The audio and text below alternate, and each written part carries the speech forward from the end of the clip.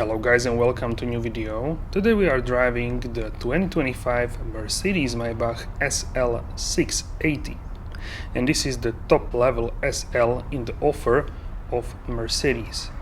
And what does this model actually focuses on? We will talk about this in this video. So during the drive I decided to not talk into the camera because I wanted to soak in all the atmosphere and all the capabilities of the car, and I want to have as best opinion on this car as possible in a shorter period of time, which I have been driving this car for, let's say, about 20 minutes. So it was first drive with this new SL 680, but I feel like I had a good feeling and a good experience from this, what I felt during this drive. So let's talk about first about the price. This car is actually priced starting at 255k, depending if you want the hood with the Maybach logos or not, which costs about 7k. So you can have it in black without the logos, as many people decided they like it less with the logos and some people like it more with the logos. So you can decide also if you want white or red car or 50 other manufacturer colors. And we will push this car even more further in the video. So if we compare this to the SL63, the SL63 is about 50,000 euro less expensive than this Maybach.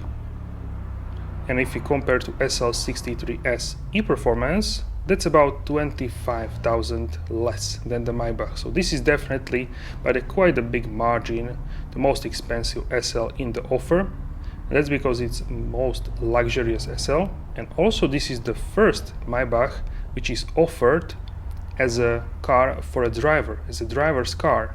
Because when we have the S-Class or the GLS or the EQS, with all of these cars the owner usually sits in the back and they have a chauffeur which drives them around.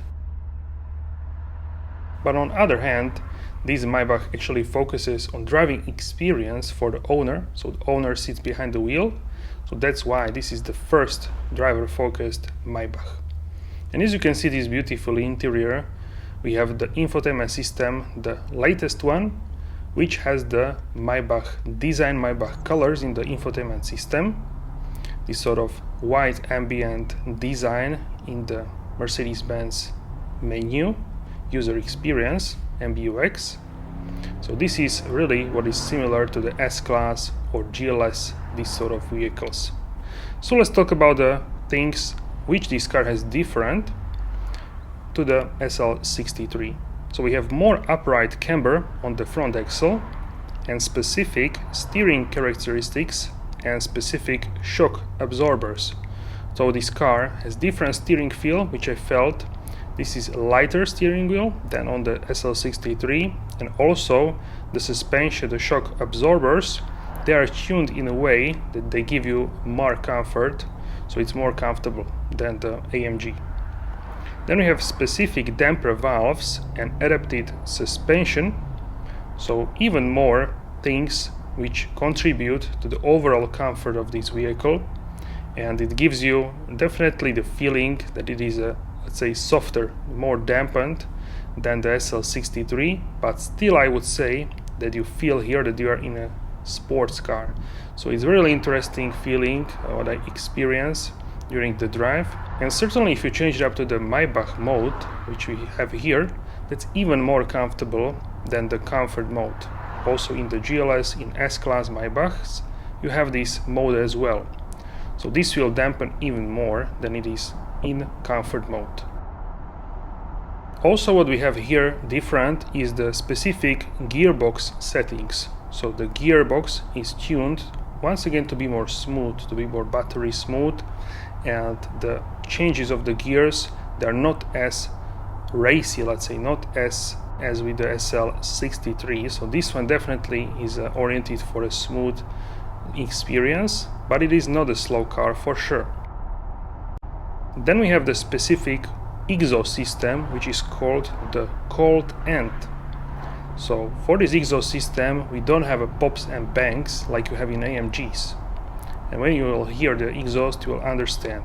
So this car has a sort of I wouldn't say really like a quieter, it is quieter, but not that much as an AMG. You still have sound, it's still this engine and this of course exhaust, you cannot mute it like fully, so you still have this sound, so it's really nice balance between the sportiness and like a silent car, and yeah, this is what I really enjoy about this. Also we don't have any Sport Plus or race mode, we have the sport mode, which is the most sporty for this vehicle.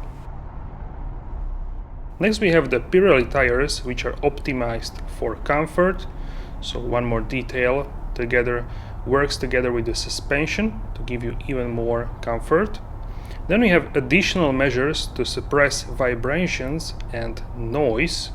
So once again, everything is targeted to give you the maximum opulence, maximum silent drive, but less of course than in the S-Class or GLS. So this is really this fantastic, I would say, combination of the sportiness and luxury and silent drive. It's really unique in my opinion. And then what is really surprising, what they tell us, is that this car, in comparison with the SL63, has additional 15 kilograms, which is about 30 pounds, of additional foam to cancel outside noise when you are driving the vehicle. So they put a lot of effort to make it different to the SL63. Of course, I'm reading some comments from you guys which are telling that this car should have V12. And of course, I would agree that would be really nice and different to the V8, because this V8 is essentially really similar just to the AMG, just tuned in a way that it is more smooth. Just check out this acceleration. Definitely we hear a lot of like a swoosh from the turbos and this sort of sucked up noise. It's really interesting sound.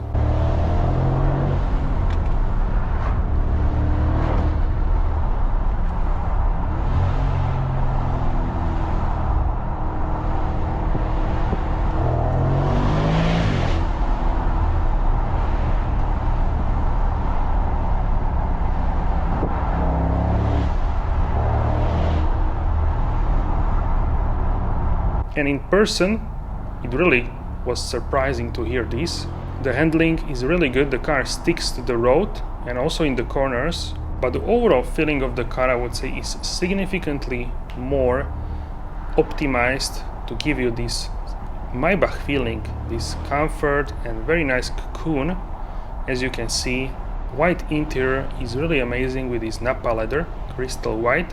And that actually is the only color for the interior which you can pick for now, which is also interesting when I check the configurator.